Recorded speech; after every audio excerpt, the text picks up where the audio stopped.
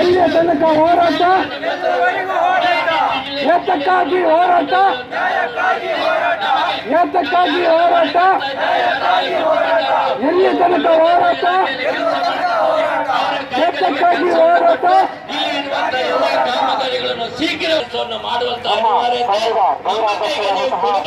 ಎಚ್ಚರಿಕೆಯನ್ನು ಮಾನ್ಯ ಜಿಲ್ಲಾಧಿಕಾರಿಯವರಿಗೆ ನಿಮ್ಮ ಮೂಲಕ ಕೊಡ್ತಾ ಇದ್ದೇನೆ. ಇದರಿಂದ ಸಂದರ್ಭದಲ್ಲಿ ಲಾರಿ ಮಾಲೀಕರು ಹೇಳಿದರು, ದೀಪಾವಳಿ ಮತ್ತು ಈ ದೀಪಾವಳಿಯಲ್ಲಿ ನಮ್ಮ ಲಾರಿಗಳಿಗೆ ಹೂವು ಹಾಕಬೇಕು 5,000 ರೂಪಾಯಿ ಅದನ್ನು ಇಡೀ ವರ್ಷ ನಮ್ಮ ಲಾರಿ ಇನ್ನು ಮುಂದೆ ಇಲ್ಲಿ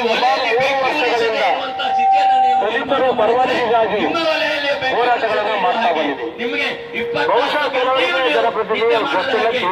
ಕೆಲಸವನ್ನು ಅನಿವಾರ್ಯವಾಗಿ ಕೈಗೆತ್ತಿಕೊಳ್ಳಬೇಕು. ಈ ಜಿಲ್ಲೆಯಲ್ಲಿ ದಲಿತರ ಪರವಾಗಿ ಬೇಕಾದ ಜನಪ್ರತಿನಿಧಿಗಳು ಇವತ್ತು ನಮ್ಮ ಪರವಾಗಿ ಧ್ವನಿ ಎತ್ತಿದಾಗ ನಾವು ಏನ್ ಮಾಡಬೇಕು? ನಮ್ಮ ಪರವಾಗಿ ಯಾರು ಧ್ವನಿ ಎತ್ತಾರೆ? ನಾವು ವೈದ್ಯ ಸಂಘ ವತಿಯಿಂದ ಇವತ್ತು ನಾವು ದಂಡಿ ಕೊಟ್ಕೊಂಡಿದ್ದೀವಿ. ದಂಡಿ ಕೊಟ್ಕೊಂಡಾಗ ಯಾಕೆ ದಂಡಿ ಕೊಟ್ಕೊಂಡಿದ್ದೇವೆ ಅಂತ ಕೇಳಬೇಕು. ನಾವು ಯಾವುದೇ ಜಿಲ್ಲಾಡಳಿತ ಹೇಳಿ ಅಲ್ಲ, ಮತ್ತೆ ಯಾರ ಗುಲಾಮರಾಗಿ ನಾವು ಇಲ್ಲಿ ಕೊಟ್ಕೊಂಡಿರಲಿಲ್ಲ. ನಾವು ಇಲ್ಲಿ ಇವತ್ತು ಮಾನ್ಯ ಗಣಿ ಸಚಿವರು ಬರ್ತಾ ಇದ್ದಾರೆ. ಅವರು ಬರ್ತಾ ಇದ್ದಾರೆ, ನಮ್ಮ ಅಹವಾಲುಗಳನ್ನ ಹೇಳ್ಕೊಡ್ಲಿಕ್ಕೆ ನಾವು ಧರಣಿ ಮಾಡ್ತಾ ಇದ್ದೀವಿ.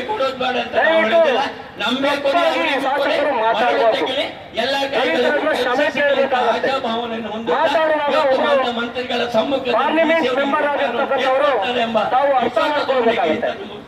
ಯಾಕಂದ್ರೆ ತಪ್ಪಾಗಿ ದಯವಿಟ್ಟು ತಾವು ಮಾತಾಡಬಾರ್ದು. ನಾವು ಬೇರೆಯವರು ಮಾತಾಡೋದು ಬೇರೆ, ನಾವು ಶಾಸಕರಾಗಿ ಆ ಮಾತನ್ನು ಮಾತಾಡಬಾರ್ದು. ನಾನೇನ್ ಹೇಳ್ತೀನಿ ಅಂದ್ರೆ, ದಲಿತರಿಗೆ ನಾವು 30% ಮೀಸಲಾತಿ ಕೊಡಬೇಕು ಅಂತ ನಾವು ಧರಣಿ ಕೊಟ್ಕೊಂಡಿದ್ದೀವಿ. ನಾವು ಬೇರೆಯವ್ರಿಗಾಗಿ ಧರಣಿ ಕೊಟ್ಕೊಂಡಿರಲಿಲ್ಲ. ನಿಜವಾಗಿ ನಾವು ಗುಲಾಮರಾಗಿ ಕಾರ್ಮಿಕರ ಆಗಿ ದುಡಿತಾ ಈ ಜಿಲ್ಲೆಯಲ್ಲಿ ಮರಳನ್ನ ತೆಗೆಯುವ, ನದಿ ತೀರದಲ್ಲಿ ತೆಗೆಯುವ ಗುಲಾಮರಾಗಿದ್ದೀವಿ ನಾವು. ಇಲ್ಲಿ ನಮ್ಗೆ ಧ್ವನಿ ಇರುವ ಸಮಾಜಕ್ಕೆ ನೀವು ಧ್ವನಿ ಆಗ್ಬೇಕೇ ಹೊರತು ಈ ಧ್ವನಿಯನ್ನ ಹತ್ತಿರ್ತಕ್ಕಂಥ ಕೆಲಸ ನೀವು ಮಾಡಬಾರದು. ಈ ಧ್ವನಿಯನ್ನ ನಾನು ಒಂದು ಪ್ರಶ್ನೆ ಕೇಳ್ತೀನಿ. ಇದೆ ನ್ಯಾಯಯುತವಾಗಿ ಹೋರಾಟ ಮಾಡ್ತಾ ಇದೀವಿ.